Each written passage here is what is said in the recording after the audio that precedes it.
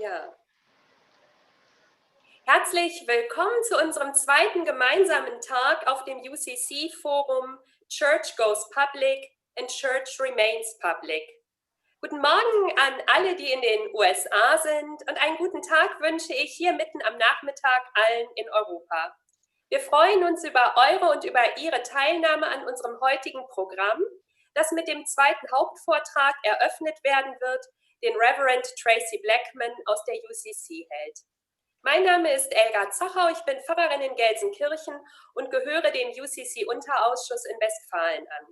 Daneben bin ich Vorsitzende des UCC Forums der UEK, das heißt derjenigen Landeskirchen, die Partnerschaften zu UCC Conferences haben, wie wir in Westfalen zur Heartland Conference und zur Indiana Kentucky Conference. Und dadurch habe ich auch die Möglichkeit, in anderen Zusammenhängen immer Neuigkeiten aus der UCC zu hören. Seit einigen Jahren höre ich mit großer Begeisterung Mitglieder der UCC über Reverend Traci Blackmon sprechen und über ihr so profiliertes und weithin wahrgenommenes Eintreten für Gerechtigkeit in vielfältigen Bereichen. Traci Blackmon verkörpert, was Church Goes Public, UCC Goes Public wirklich bedeutet. Und darum freut es mich außerordentlich, dass wir Reverend Traci Blackmon als Rednerin für unser westfälisches Forum gewinnen konnten. Zunächst wird Traci Blackmon zu uns sprechen und danach gibt es die Möglichkeit, Fragen an sie zu richten. Sie haben über die den Fragen- und Antwort-Button die Möglichkeit, Fragen zu schreiben, die wir als Moderatoren ins Gespräch bringen. Im vergangenen Jahr auf dem UCC Forum über Diversität hat uns Chad Abbott, der Conference Minister aus Indiana, Kentucky, mit seinem Vortrag sehr beeindruckt, aus dem seine große Leidenschaft für Gerechtigkeit sprach. Wir erinnern uns an Chad Abbotts Engagement für Migrantenfamilien an der mexikanischen Grenze. Chad sprach darüber, wie gravierend nach wie vor die vielfältigen Formen von systemischer Ungerechtigkeit sind und dass sie dringend die Aufmerksamkeit der Kirche benötigen. Und zugleich ließ uns Chad wissen, dass er in seiner Kirche bemerkenswerte Dinge gesehen hat, wie die UCC mit ihren Kräften auf unvollkommene Weise eine gerechte Welt für alle aufbaut. Daran hat zweifellos Traci Blackmon maßgeblich Anteil. Ich freue mich sehr, dass uns Chad Abbott nun Traci Blackmon vorstellen wird.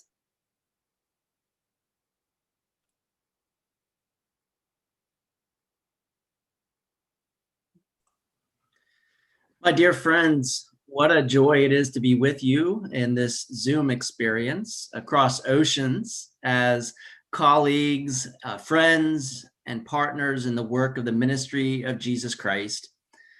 Just this time last year, we were finishing up the UCC Forum at Haus Willigst, where the Spirit of God opened our hearts and minds to the ever-expanding table of hospitality to all.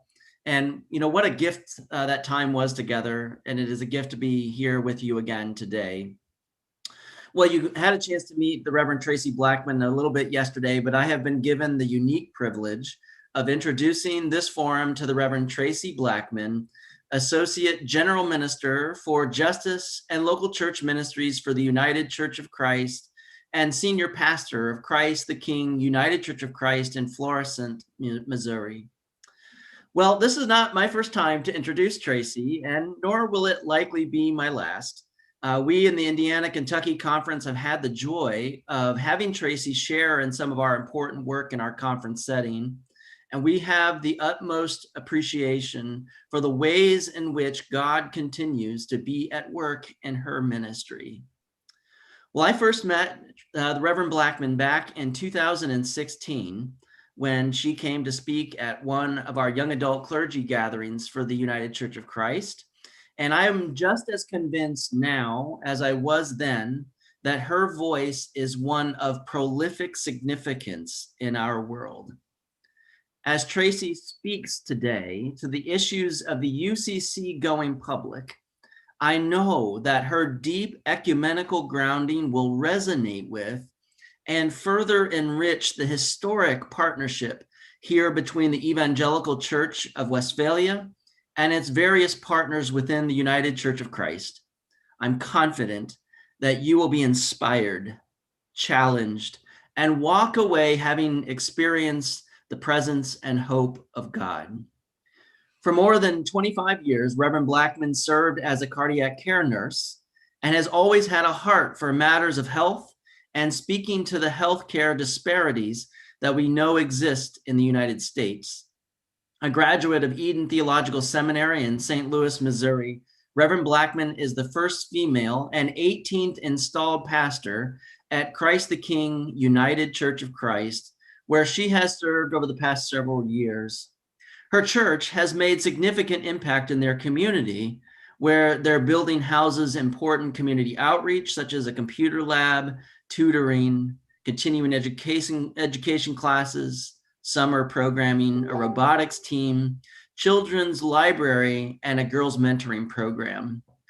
Reverend Blackmon's communal presence and leadership in Ferguson, Missouri, in the wake of the killing of Michael Brown was crucial in the work of racial justice and has gained her national and international recognition, taking her to the White House and as far away as the Vatican. This important work also has meant a strong collaboration with the Reverend William Barber of Moral Mondays and Repairer of the Breach.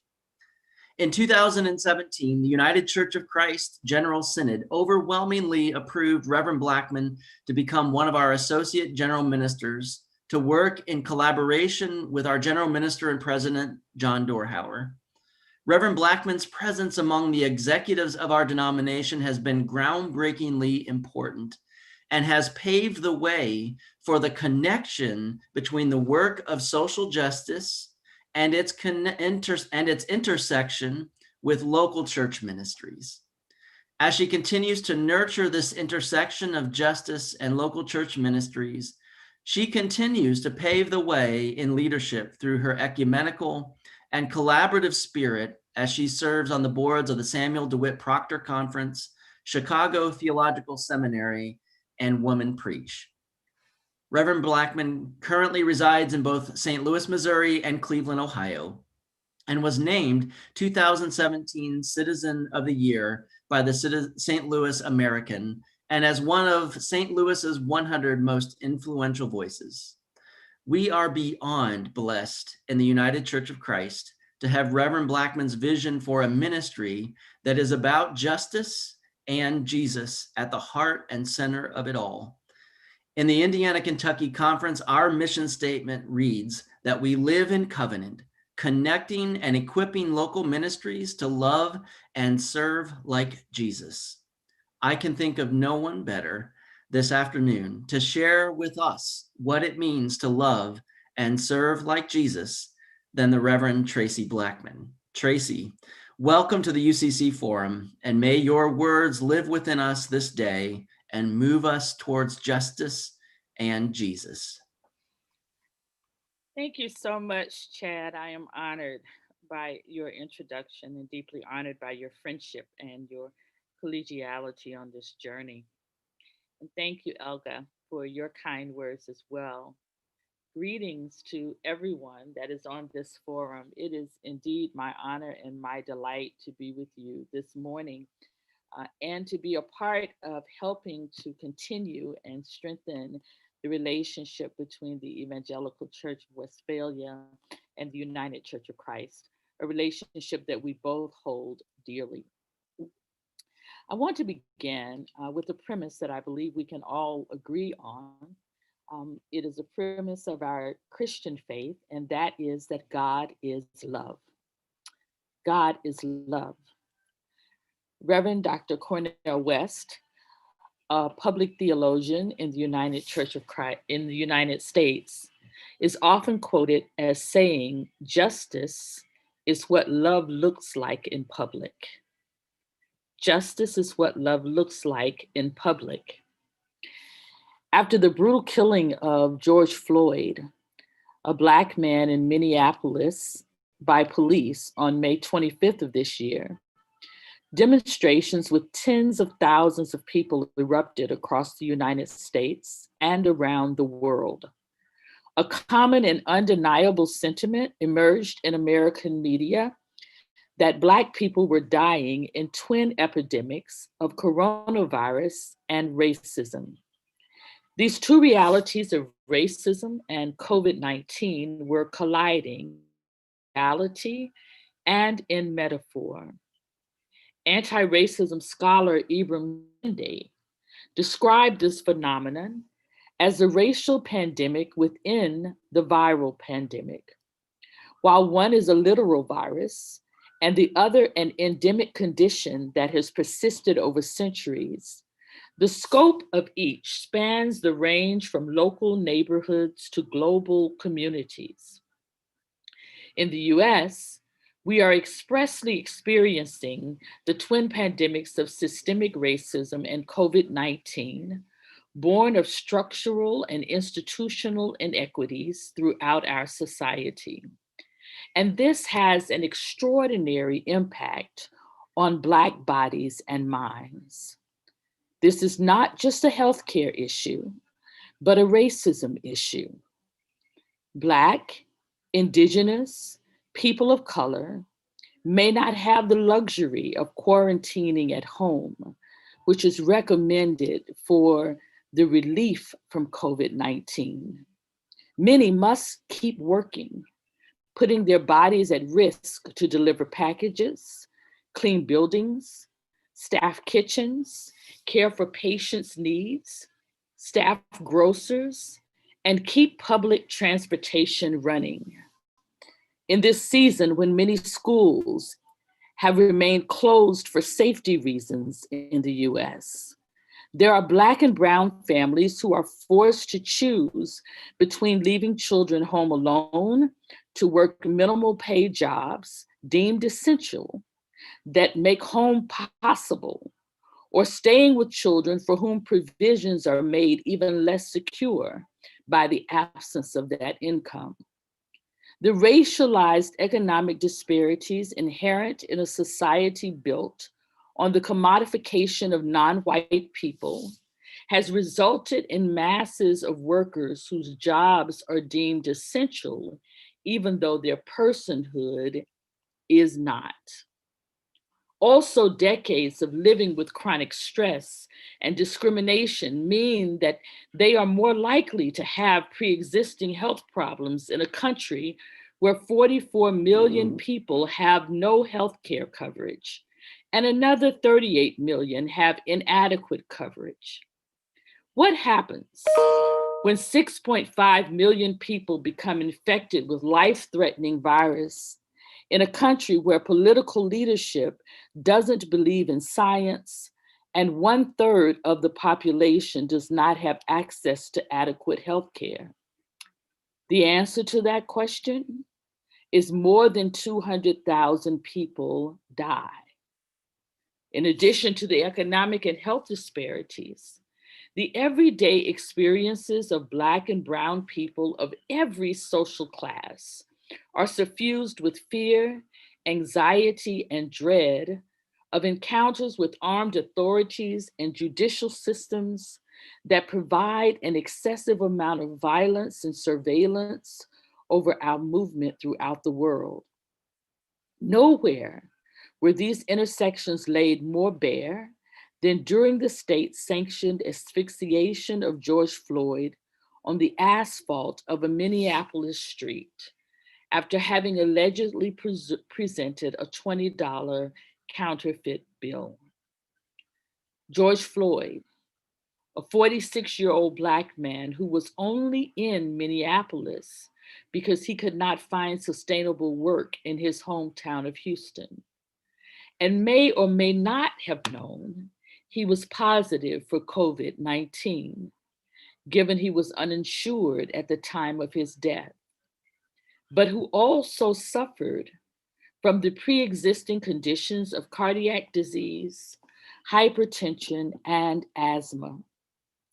As this officer literally cut off the breath of another Black man who was already struggling to survive, the world watched the vulnerability of Black life at this deadly intersection.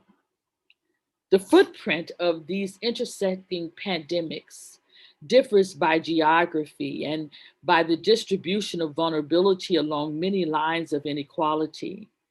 Actions of resistance also vary from place to place and over time. But there are nonetheless common threads in the global response, eloquently summed up in an online monologue by Trevor Noah, the South African comedian who has become one of the most incisive media commentators on American society. His comments were entitled George Floyd and the Dominoes of Racial Injustice. You know what's really interesting about what's happening in America right now, he says, is that a lot of people don't seem to realize how dominoes connect, how one piece knocks another piece, that knocks another piece, and in the end creates a giant wave. Each story seems completely unrelated, and yet at the same time, I feel that everything that happens in the world connects to something else in some way, shape, or form. While everyone is facing the battle against coronavirus, Black people in America are still facing racism and coronavirus. This domino effect Trevor Noah references is not only measured by external forces that discount the value of Black and Brown lives, but by alarming rates of communal violence in neighborhoods filled with many who are bereft of hope. And in the absence of hope, chaos and yes, violence will occur. The gun violence in our inner cities is indeed a matter of grave concern. But in America, neither the questions or recommended solutions ever engage the proliferation of firearms and drugs in neighborhoods ill-equipped to subsidize such commerce, or the absence of institutional economic investment that doesn't look like gentrification in depressed neighborhoods, both of which would curtail violence in such communities. As a result, the United States is in an epicenter of both pandemics, and the outcomes here will have deep effects not only on this country, but around the world. Demonstrators in many countries are mobilizing in solidarity with the US. From Berlin to Sydney, people are declaring that Black lives matter to them. On June 2nd of this year, 105 African writers expressed this global solidarity in an open letter. They wrote in part, as African writers without borders, who are connected beyond geography with those who live in the United States of America and other parts of the African diaspora, we state that we condemn the acts of violence on Black people in the United States of America. The letter went on to cite the names of those killed most recently, such as George Floyd and Breonna Taylor, followed by a long list of others. It also acknowledged the many unnamed. The writers added, we note in dismay what Malcolm X said in Ghana in 1964, that for 20 million of us in America who are African descent, it's not an American dream, it's an American nightmare. A statement that remains true in many people's opinions for the 37 million of African descended people now living in the US. The global response is not only a matter of empathy spurred by the explicit video of George Floyd's murder, which was viewed worldwide.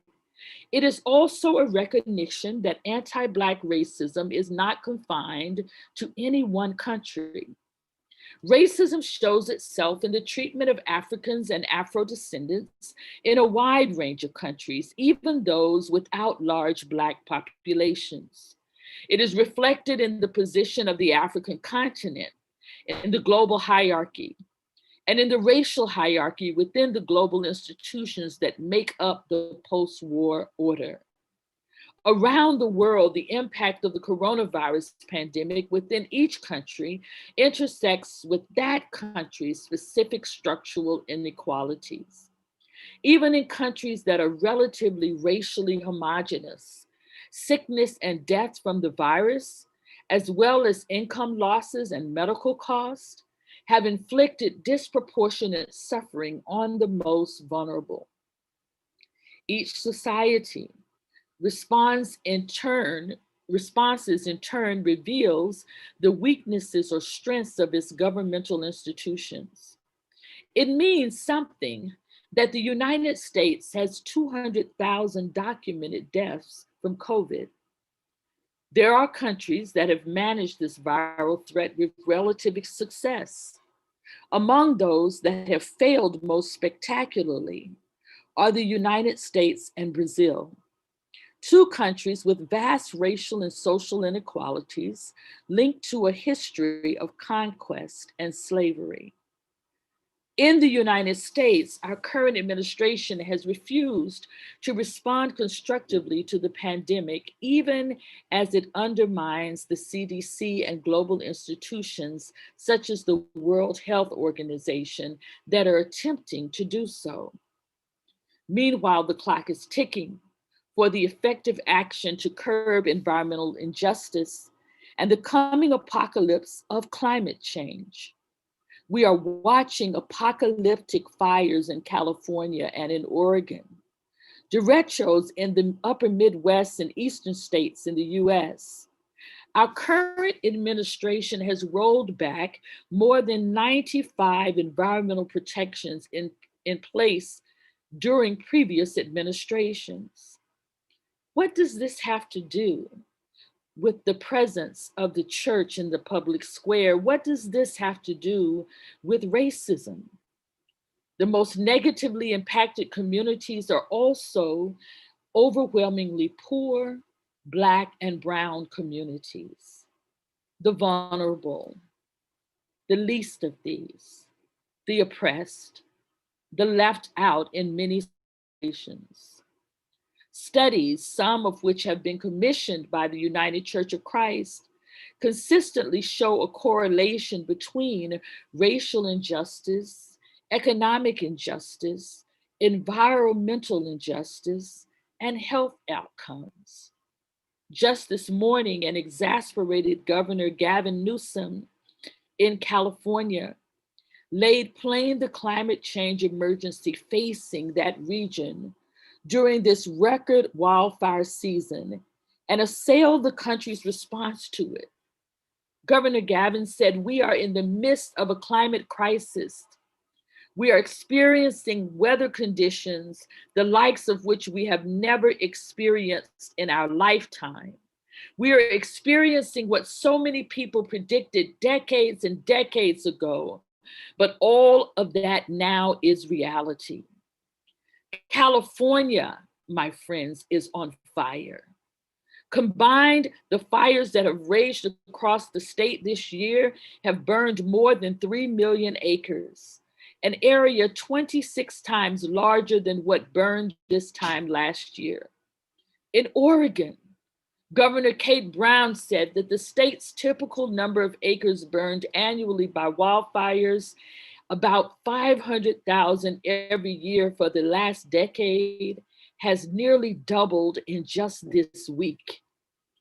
And we have a president who stays up late in the night tweeting rapid fire dissent about public protests, creating a false narrative about those who show up to voice disagreement and frustration with the systemic and systematic racism infecting our country, while as of last night, had failed to make any public statement on any platform regarding the fires responsible for the displacement of tens of thousands of people, the deaths of several others, and an unknown number of wildlife, and the destruction of nearly thousands of buildings.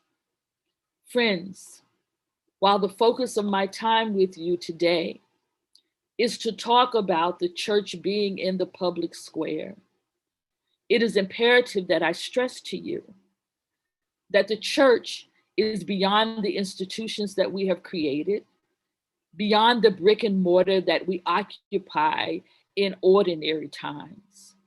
The church and the community are indeed one. For the community is what forms the essence of what we call church. And when the community is hurting, the church is hurting. When the community is oppressed, the church is oppressed.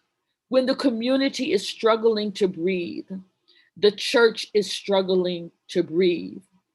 We are one, and it is incumbent upon us as people of faith to understand that our call is not in buildings. Our call is not simply in our programs, but our call is to be present in the streets, in the highways, in the byways of the places that we live.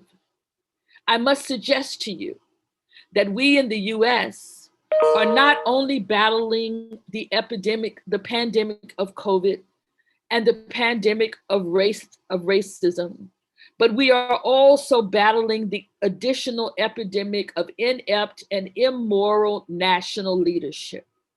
Leadership that must be called out wherever we find it to be so. This too exacerbates these pandemics. All of us in local communities, houses of worship, organizations and movements, national governments, and multilateral institutions must think deeply and imaginatively about the destructive ideologies and institutions inherited from previous generations. Institutions that at all levels must decide whether to fund state-sanctioned violence or public health, and more broadly, whether or not to curb private greed for public good. Are these not principles that we learn about in the teachings of the ministry of Jesus? Do not these institutions include our houses of worship and our theological places of learning? Corporations and governments, institutions, including the church, must choose whether to destroy the planet with fossil fuels or speed a transition to renewable energy. Returning to the previous status quo is not an option. We can increase the damage by resisting systemic change, or we can choose with intention to live loudly and lovingly, to live publicly and prophetically, to move decisively toward new, inclusive, endowed, and sustainable societies that value the human dignity and worth of all its residents. Why must we do this?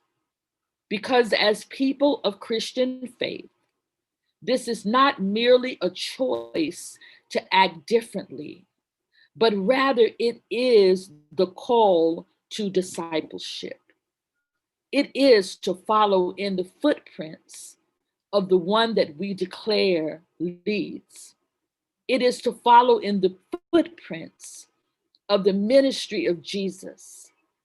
It is to follow in the understanding of what it means to be a priesthood of all believers, what it means to stand on the side of justice, not justice as in our criminal programs, but justice as in our understanding of being in right relationship with God, with humankind, and with all of creation. God is love. And as followers of Jesus, we are called also to be people of love. I will end as I began with the quote from Reverend Dr. Cornel West. What is justice? Justice is what that love looks like in public. May it be so for all of us. God bless.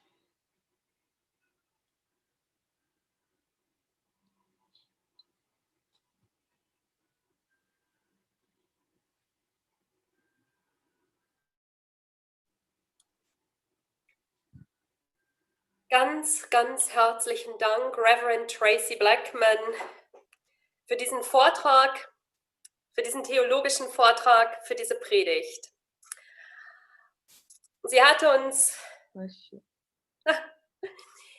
sie hat uns einen ganz tiefen und bewegenden Eindruck eröffnet, gerade auch von der gegenwärtigen, in so vielfältiger Weise herausfordernden Zeit in den USA, aber eben auch weltweit. Und denke, wir müssen jetzt auch erstmal, bräuchten wir auch nochmal Zeit, all das nochmal zu durchdenken, was uns gerade eben durch den Vortrag vor Augen geführt worden ist. Aber ich denke, dass uns auch an vielen Stellen auch zutiefst interessieren würde, auch nochmal weiter nachzufragen. Darum möchte ich auch nochmal ganz herzlich ermutigen, dass man uns Fragen schickt. Schicken Sie uns Fragen, schickt uns Fragen, die ihr an Traci Blackmon richten wollt, jetzt vor dem Hintergrund des Vortrags. Es ist bis jetzt noch keine Frage eingegangen, aber ich denke, das wird schon geschehen. Ich weiß nicht, Chat, wirst du zunächst darauf reagieren?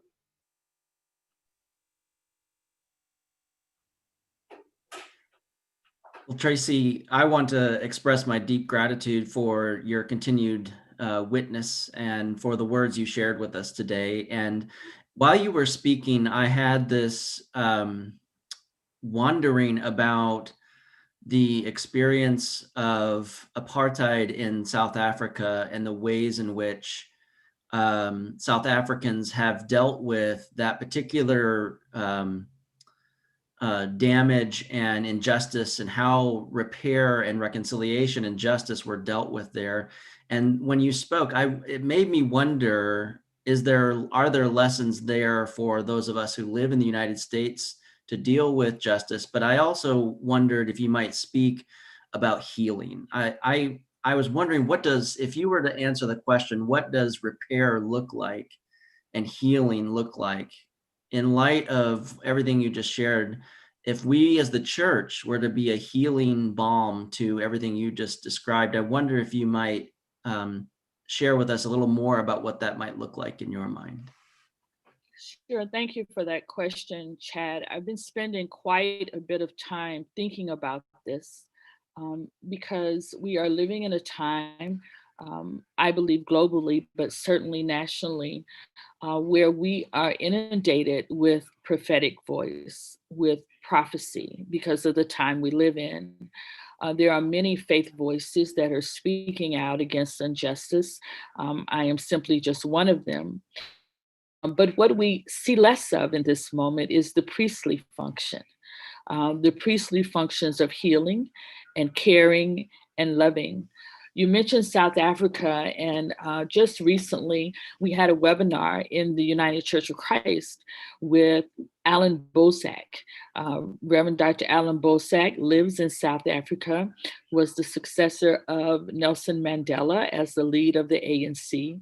And we talk often about the outcomes of that reconciliation process in South Africa. If one is to visit South Africa in this time, one will see that the manifestation of that reconciliation did not turn out as well for Black Africans in South Africa as one might imagine.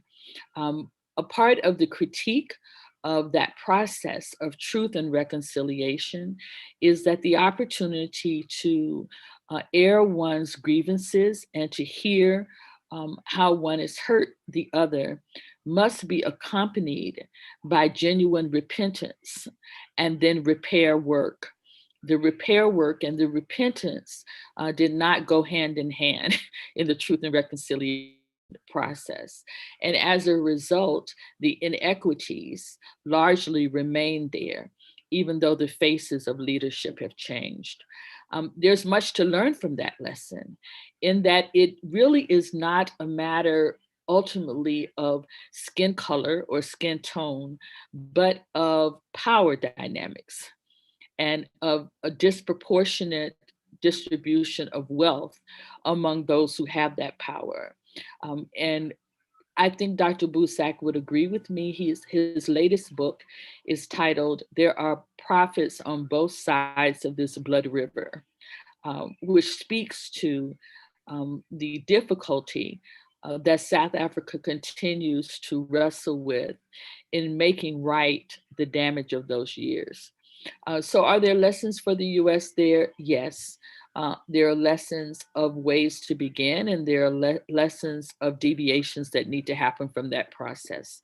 What I think is going to be necessary in the United States, and what I think the church is uniquely positioned and qualified to do, is to begin a process of hearing. Because of the political chasms that have been formed here and the social chasms that have been formed here, we no longer communicate with one another in ways that really lead to hearing one another. We listen for the opportunity to respond, we listen for the opportunity to react, but we don't necessarily listen for the opportunity to understand. And that's going to be critical moving forward. And I think the church has to be the one to step into that place. The reality is, it is not necessary that we all think alike, that we all act alike, or that we even all vote alike for us to be unified in our promotion of what we believe to be justice. It is not necessary that we be uniform to be unified. And once we began to live back into that through the leadership of those people of faith, I believe that we will go a long way towards starting the healing process. As you know, and perhaps our colleagues and friends in Germany know as well, we're about 50 days away from our election. And the reality is, no matter who wins that election, no matter what political party wins the election, the church will have much healing to do here. We will have to stand in the breach and begin to build bridges again and repair. So I think I'll stop there. I can't read the questions because they're in German, so someone will have to help me. Ja, aber die erste Frage, die jetzt hier auf Deutsch steht, gebe ich dann jetzt hier auch noch einmal weiter, sodass sie dann auch ins Englische übersetzt wird. Also zunächst einmal einen herzlichen Dank für den Vortrag. Ja, und die Frage zielt jetzt darauf, Traci, dass eben gestern in deinen Ausführungen die Aufgabe der Kirche an der Gesellschaft eben jetzt hier mit Repair and Reconciliation beschrieben worden ist und eben ja auch gerade nochmal mit Healing. Aber eben gleichzeitig muss die Kirche parteiisch sein an der Seite der Schwachen. Wie geht beides zusammen? Reconciliation und parteiisch an der Seite der Schwachen.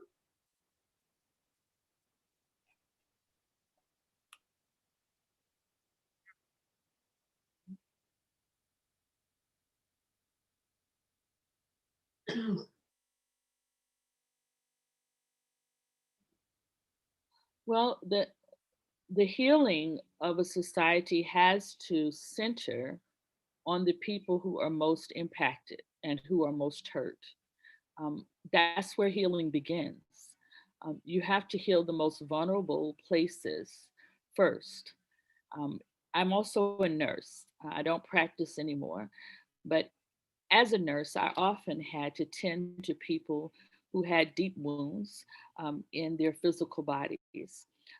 And nurses learn very quickly that if you don't clean a wound out first, if you don't debride the places that have already began to decay, if you don't allow that wound to heal from the inside out, but simply try to suture over infection or suture over the deep injury, that you will have a surface healing that will never really be what it should be. and will always be a place that will respond to touch as pain that may cause a toxicity to breed within the entire body, infecting the whole of the body instead of just that area. I bring that up to liken it to society and the role of the church. The places where people have been most hurt, the places where people have been most damaged, the places where people have been most oppressed are the places where healing must begin. And the church is uniquely situated to reach those places because regardless of what is happening in society, it is still true that the church is seen as a lighthouse in the community. And so often those vulnerable people show up on our doorsteps, show up in our services in need of help, in need of hope, in need of healing. All of this healing is not physical. Some of it is spiritual, some of it is emotional, some of it is the restoration of balance mentally, the restoration of value and dignity to human beings who have not been seen. And so I see those things as working hand in hand, one not possible without the other.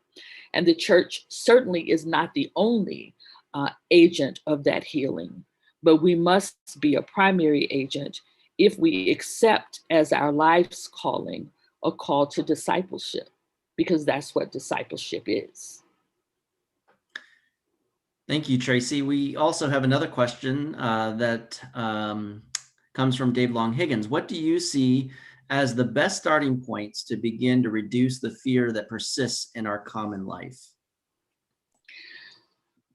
Something that I'm trying right now, Dave, is to begin to model the difficult conversations that I'm talking about.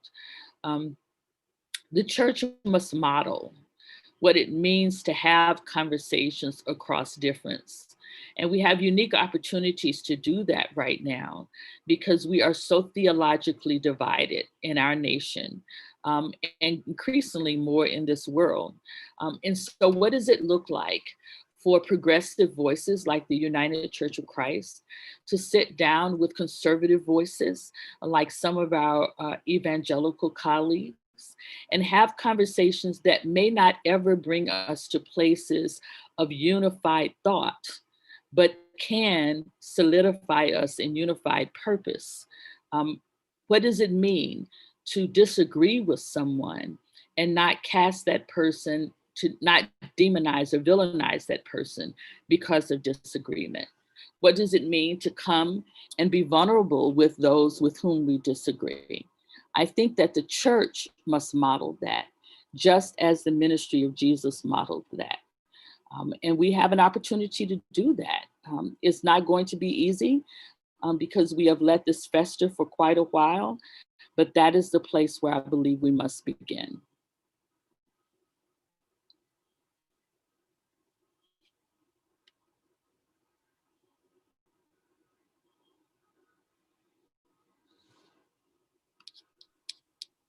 It looks like we have another question from Sandy, which is, can you discuss ways in which the pastoral ministry supports the prophetic ministry on these topics? And thank you for this discussion. I'm imagining that that is a reference back to your priestly comment as well. Yes. Well, the prophetic part of ministry, in my opinion, is often seen as projecting into the future or warning people of what is to come.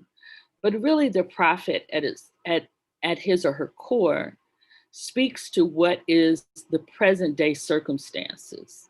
And it often feels like it's the future because so often we live locked in the past, right? But the prophet is really speaking a present day word, mostly to the church. Biblically, the prophet mostly spoke to those who had already professed to follow the ways of God in the Hebrew text and the ways of Jesus in the Second Testament. So I feel that the prophetic role is kind of like our behavioral, our moral compass in this journey.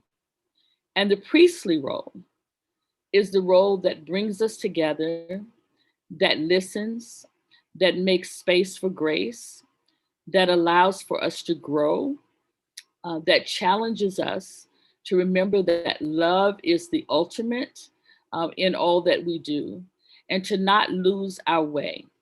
Our priestly role is what keeps us in line with what was preached in the Sermon on the Mount by Jesus, remembering that we are not only called to judge or to condemn or to speak negatively, but we are also called to look for the light that is inherent in every human being. And sometimes we have to look a lot deeper than other times, but that light is there. So I worry about a world where we are very quick to judge, very quick to proclaim, very quick to issue damnations, but very slow to offer grace and to offer understanding.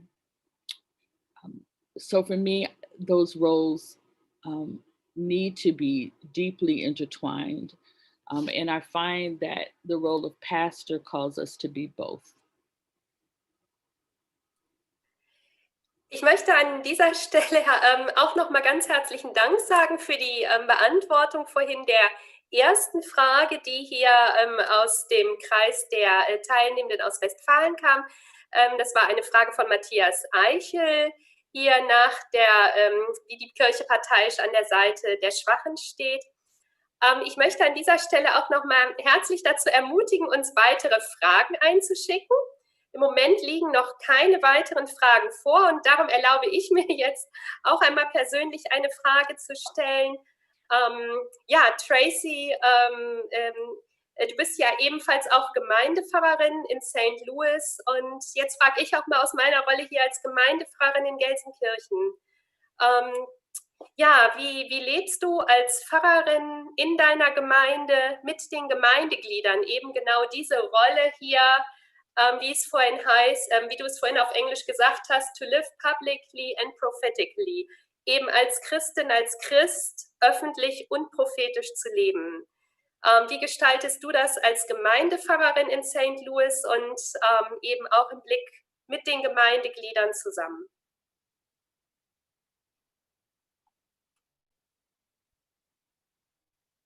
Thank you for that question, Elga. It's an emotional one for me right now. I have served both roles since joining the United Church of Christ. And before joining the United Church of Christ national setting, I served as a healthcare administrator while serving as a local pastor. In about 3 months, on December 28th, I will be resigning from the role of pastorate. I will only serve the national setting for several reasons that I won't go into here, but I will miss it deeply. For the local church, is what I believe is necessary to remain proximal to the pain that we preach about and that we seek to heal. And the further we get from local church settings, the less likely we are to deeply embody the stories and the challenges and the gifts that people experience on the ground. I remember once going to the White House under the previous administration and listening to them talk about what they perceived people to be experiencing in communities and in neighborhoods, and realizing that they were about 20 years late from what was really happening in our neighborhoods and in our communities. And I made a commitment in my mind in that moment that should God see purpose in elevating my voice, that I never wanted to be so far from the people that I was to preach to and the people that I was to advocate for, that I was 20 years behind what they needed.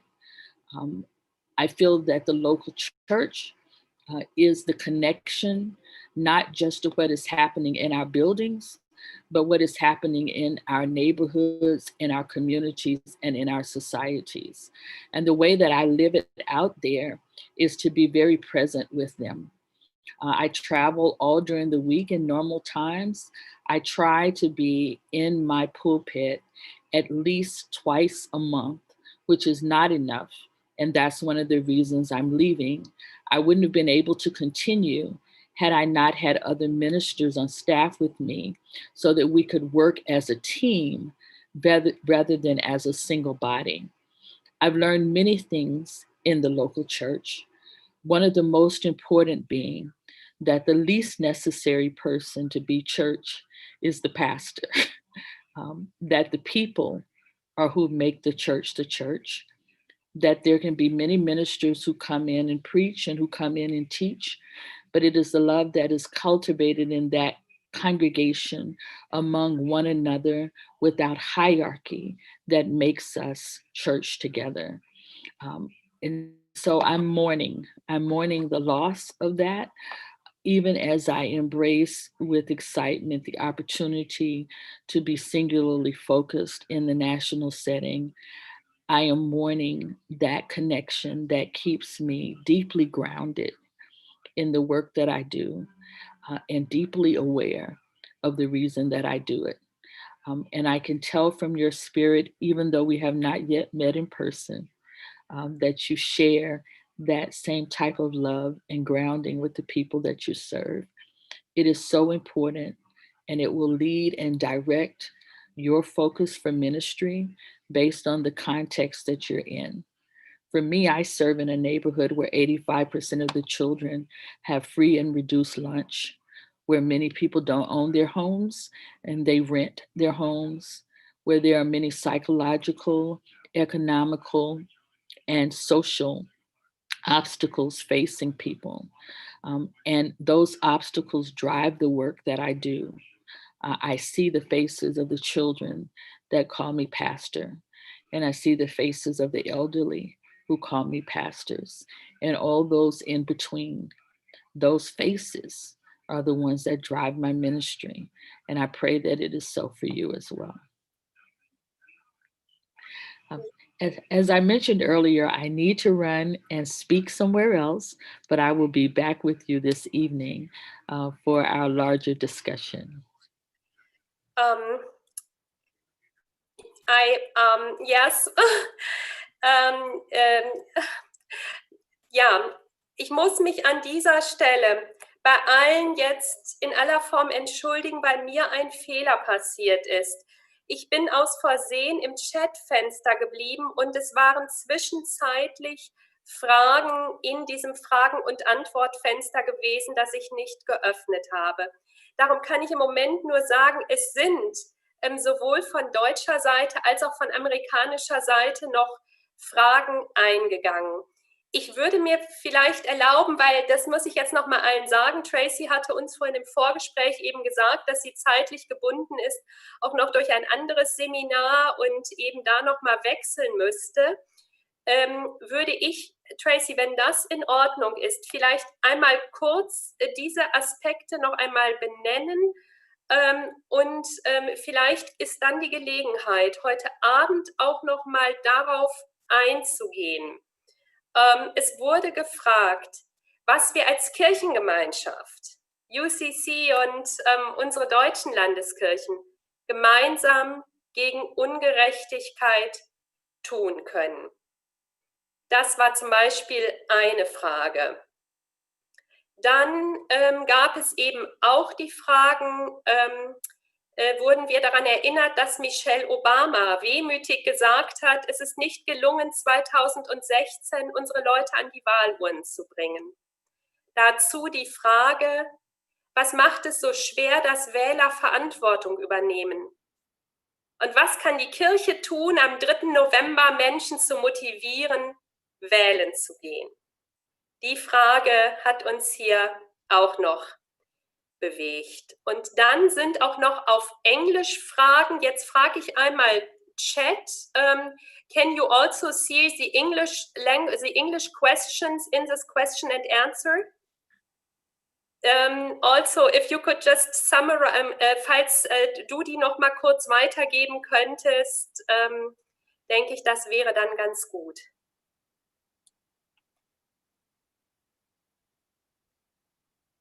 Absolutely. I want to develop an anti-racism workshop in January with young people for young people.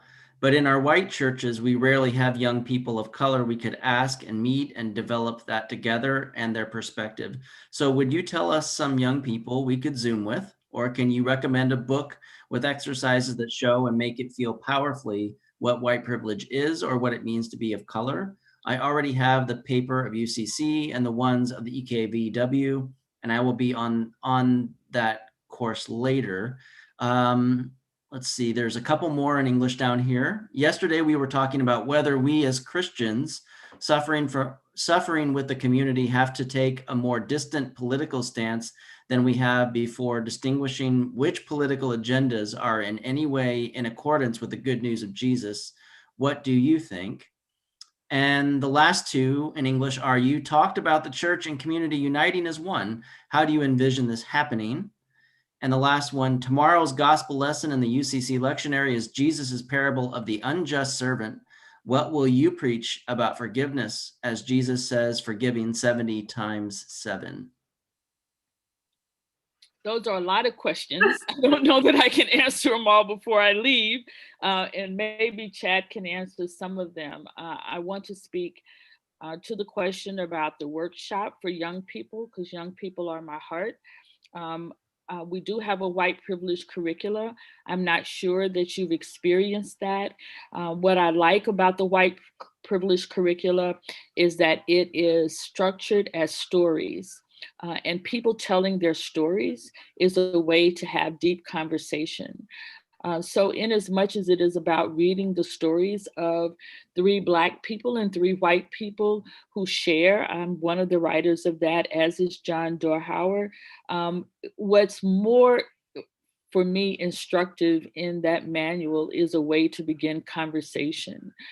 So to use the white privilege curricula and then invite young people to write their own stories, I think would be very helpful.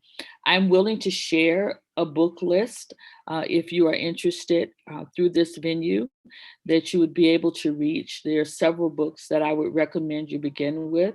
And I recommend that you begin with the books before you begin with people.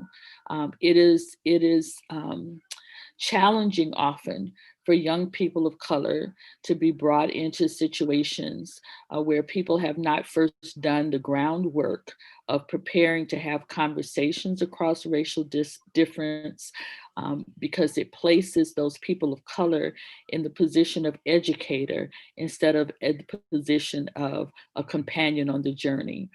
It's an unfair positioning of people. And so I always recommend that people begin with research and begin with books and then come together with some knowledge and share. Finally, I encourage you to help young white people understand that the struggle for racial justice is not on behalf of non-white people, but it is on behalf of white people.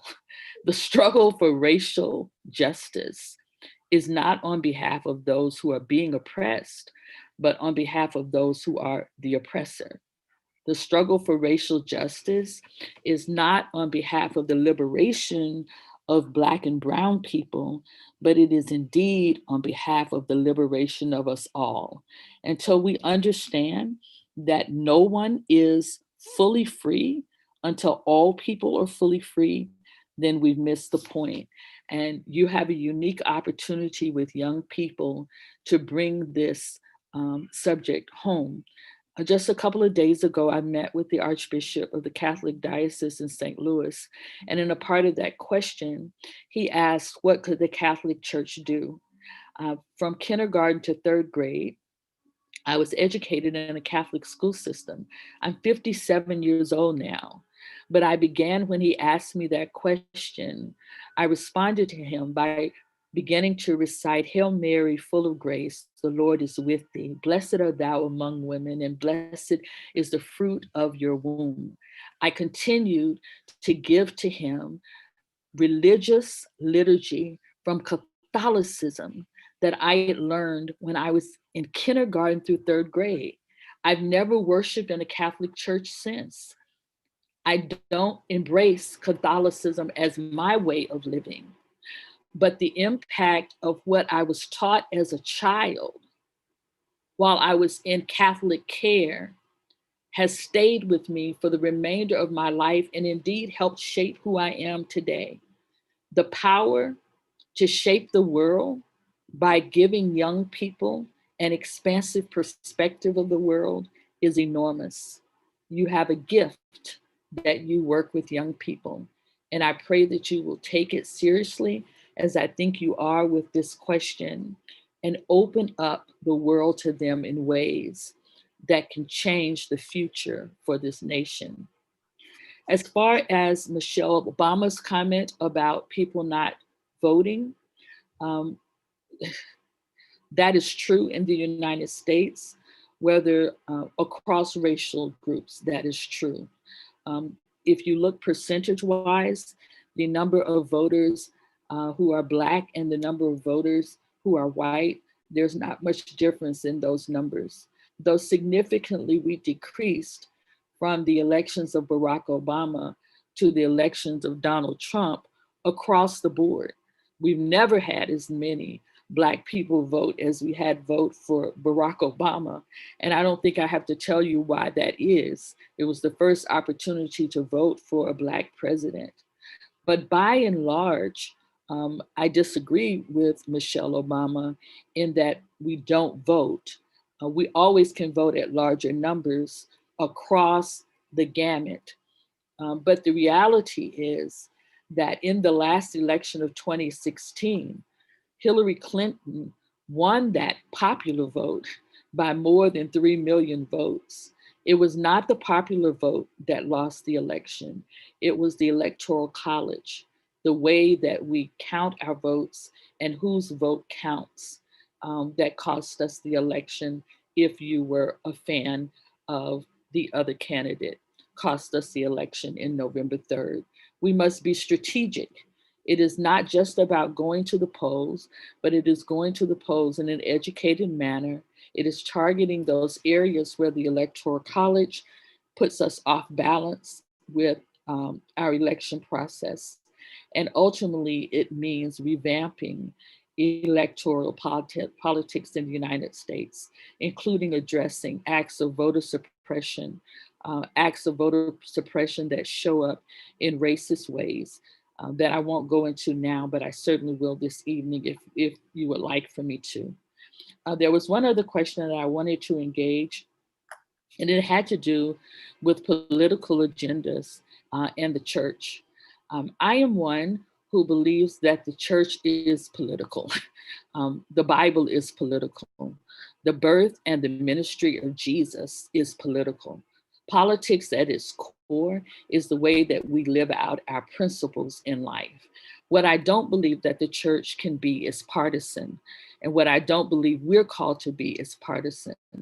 As a disciple of Jesus Christ, I must offer the possibility and the hope of redemption for all humankind. And when we get into the partisan nature of politics, deciding that this candidate is evil because they are this, and this candidate is good because they are this, or trying to influence people's decisions other than by the principles that they live by, then we get into trouble. Because the truth is, as humankind, I believe that we all possess the capacity for good and we all possess the capacity for evil. And it is a daily battle in each one of us, which side of that wins. So we must always be people for whom the win is not the annihilation of the other, but the redemption of all humankind. That's a struggle that we as Christians have, but it's one that we must embrace fully. The ministry of Jesus came as a political statement against empire, and whomever occupies the seat in the palace becomes empire. And it is always the role of the church to challenge empire, no matter where we find it. That's true whether it is a Democratic platform or whether it is a Republican platform. So political, yes. Partisan, no. I really do have to go, but I will see you later this afternoon. Traci, as you can, Traci, wie du sehen kannst, wäre jetzt an dieser Stelle die Übergabe eines großen Blumenstraußes mit einem ganz Dankeschön. Ja, und wir freuen uns I love that. Thank auf das you. Wiedersehen. Hold them up. I want to take a picture of them. Ja. Die Blumen hat Wolfgang Zieran gemalt. I love it. Thank you very much. I will see you this evening. Ja, bis heute Chad is here and he can answer the rest of the questions. Ja. Bye-bye. Goodbye, Traci. Bis heute Abend.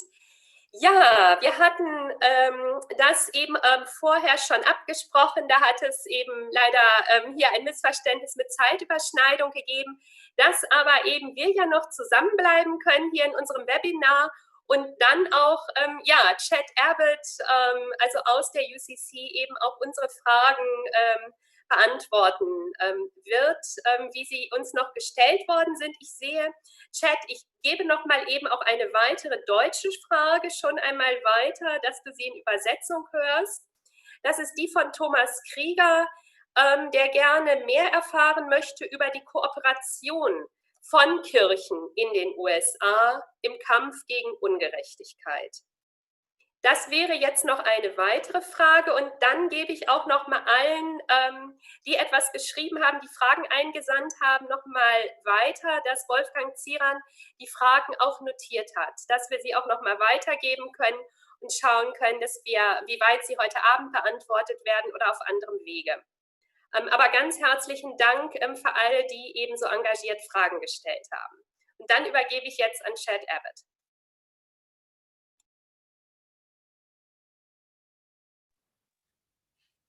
All right. Well, I think that the question about collaboration around poverty, around issues of justice, one of the ways that happens in the United States that I'm actually quite fond of is an event that happens every year in Washington, D.C. called Ecumenical Advocacy Days.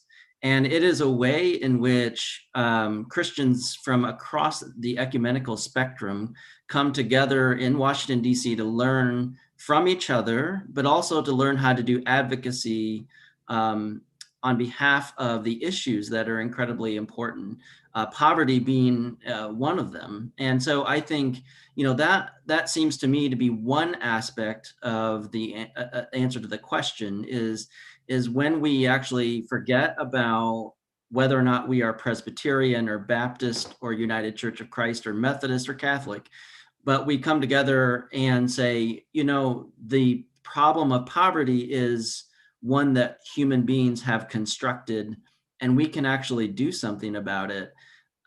We actually have to work together to do that. And that gathering of ecumenical advocacy days is at least one way. It's not the only way, but it is one way. And I so appreciate the kind of falling away of the boundary lines among our denomination in that space. And I've gone a couple of times, and it's wonderful because it doesn't matter what denomination you are. We're there for purpose of addressing matters of justice.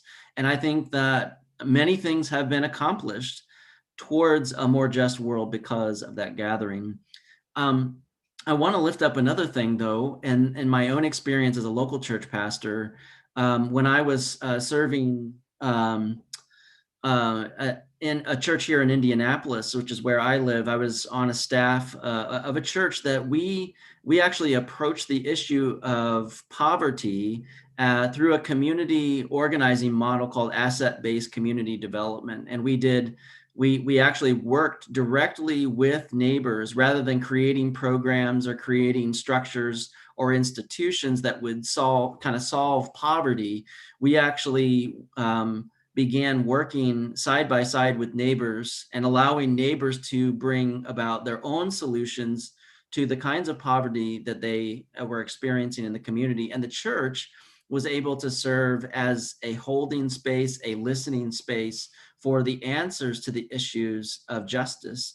And it's much different than placing yourself as the person who has the solution to bring to communities of poverty, but rather allowing the community itself to offer its own wisdom.